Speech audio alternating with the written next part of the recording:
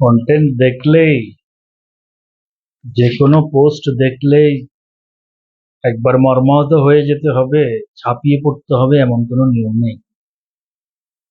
একটা পোস্ট দেখলাম, সালাদ আদায় করছে হাইওয়ের এক পাশে নিজের কাপড় বিছিয়ে, আরেকজন আইন শৃঙ্খলা রক্ষাকারী বাহিনী এসে ওরে গুতাচ্ছে, লাথি দিচ্ছে। এখন আইন শৃঙ্খলা বাহিনী যে কাজটা করছে ওটা অধিক সঠিক, আর উনি সালাদ আদায় করার কোথাও রাস্তা পায় না, হাইওয়ের মাঝখানে পাশে এসে উনি সালাদ আদায় করছে। মানে ধর্ম নিয়ে আরেক ধান্দা, ধর্মের ব্যবসা বিভিন্নভাবে হয়তো এখন ওই ভাইরাল হওয়ার জন্য ধর্মের ইমেজটাকে, আসলে সে নামাজ পড়ে কিনা সেটাও সন্দেহ। তাই দেখলেই ধর্মীয় জিনিস হাই হাই করে আমরা বেহুশ হয়ে যাই। প্রথমে প্রশ্ন করা উচিত যে ভাই, এত জায়গা থাকতে আপনি হাইওয়ের পাশে এসে কেন নামাজ পড়ছেন? আর ওর বেশভূষায় কিন্তু নামাজি মনে হচ্ছে না।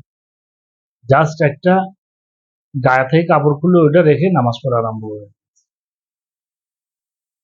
হাইওয়ে গাড়ি চলাচল করে, ওটা গাড়ি চলার জন্য, ওখানে কি সালাত আদায়ের জন্য? তাহলে সব পোস্ট দেখেই আমরা বেহুশ হয়ে যাবার কোনো কারণ নেই। বোকাদেরকে বোকা বানানোই এদের কাজ।